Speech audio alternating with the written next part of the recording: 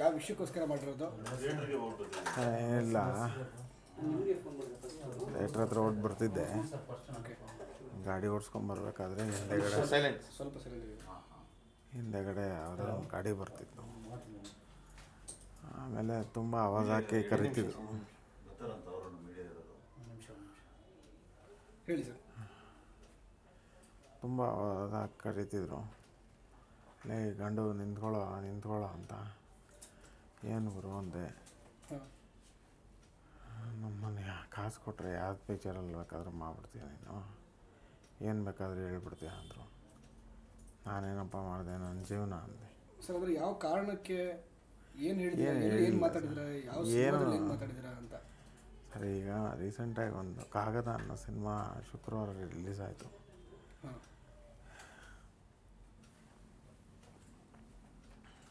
ಹೇಳಿ ಸರ್. ಅದರಲ್ಲಿ Muslim character ಮಾಡಿದ್ದೆ. ಅದರಲ್ಲಿ ಇದು ಹೇಳಿ ಸರ್. ಮಾಡಿದ್ದೆ ಅಷ್ಟೇ.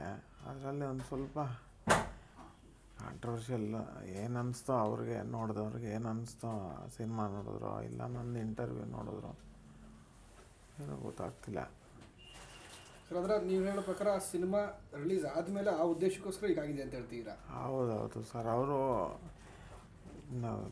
ನನಗೆ ಗೊತ್ತಾಗೋಯ್ತು ಏನೋ ಮಾಡ್ತಾರೆ, ಕಿರಿಕ್ ಮಾಡ್ತಾರೆ ಅವರು ಅಂತ. ಸ್ವಲ್ಪ ಗಾಡಿ ಓಡಿಸ್ಕೊಂಡು ಬರ್ತಿದ್ದೆ, ಹಿಂಗೆ ಮುಂದೆಗಡೆ ಸ್ವಲ್ಪ ಸ್ಪೀಡಾಗಿ ಹತ್ತತ್ರ ಬರೋ ಅಷ್ಟೊತ್ತು ಸ್ವಲ್ಪ ಸ್ಲೋ ಮಾಡಿದೆ, ಎಗರ್ಸಿ ಒದ್ದುಬಿಟ್ರು ಸರ್ ಗಾಡಿಗೆ. ಗಾಡಿಗೆ ಒದ್ದ ತಕ್ಷಣ ಬಿದ್ದಿದ್ದ ತಕ್ಷಣ ಜೋರಾಗಿ ನನ್ನ ಪೇಯ್ನ್ ಆಯಿತು, ಕಿರಿಚಿದೆ. ಅವ್ರು ನಿಲ್ಲಿಸ್ಲಿಲ್ಲ ಗಾಡಿನ. ಎಷ್ಟು ಜನ ಇದ್ದಾರೆ ಸರ್? 3 ಜನ ಇದ್ರು ಸರ್. ಏನಾದರೂ ಹೇಳಿದ್ರೆ ಸರ್? ಏನಿಲ್ಲ, ಕೊಡ್ತಿದ್ರು ಸರ್. ಸ್ವಲ್ಪ ನನಗೆ ಬಿದ್ದಿದ್ದು, ನನಗೆ ಡಯಾಬಿಟಿಕ್ ಇದೆ ಸರ್, ನನಗೆ ಆಗ್ತಿಲ್ಲ. ಹಂಗೆ ಒಂದು ಸ್ವಲ್ಪ ಒಂಥರ ಆಗೋಯ್ತು, ಒಂಥರ ಕಣ್ಣು ಒಂಥರ ಮಂಜಾಗದಂಗೆ ಆಗೋಯ್ತು ಬಿದ್ದಿದ್ದ ತಕ್ಷಣ. ಸ್ವಲ್ಪ ಇದಾದಂಗೆ. ಆ ರೋಡಲ್ಲಿ ಯಾರೂ ಇರಲ್ಲ ಸರ್, ಜಾಸ್ತಿ ಓಡಾಡಲ್ಲ. ಎಷ್ಟು ಗಂಟೆಲಿ ಆಗಿತ್ತು ಸರ್ ಇದು? ಈಗ ಸರ್ ನನಗೆ ಗೊತ್ತಾಗ್ತಿಲ್ಲ. ಆಮೇಲೆ ಆ ಪಾತ್ರ ಮಾಡಿದರೆ ನಿಮ್ಗೆ ಮುಳ್ಳಾಯಿತು ಅಂತ ಅಂತೀರಾ, ಹೇಗೆ ಸರ್? ಏನಂತಾನೆ ಗೊತ್ತಿಲ್ಲ ಸರ್. ಅವ್ರಿಗೆ ಏನು ಯೋಚನೆ ಬರುತ್ತೋ ಅವ್ರಿಗೆ. ನಾನು ಫಸ್ಟೇ ಹೇಳಿದೆ ಡೈರೆಕ್ಟ್ರಿಗೆ, ಕೆಲವೊಂದು ವಿಷಯಗಳನ್ನೆಲ್ಲ ಮಾತಾಡೋದು ಬೇಡ ಅಂತ. ಓಕೆ. ಸುಮ್ಮನೆ ಇದನ್ನು ದೊಡ್ಡದು ಮಾಡಬೇಡಿ ಸರ್, ಇಷ್ಟಕ್ಕೆ ಮುಗೀತು, ಆಮೇಲೆ ತಿರ್ಗಾ ಇನ್ನು ಇದಾಗತ್ತೆ.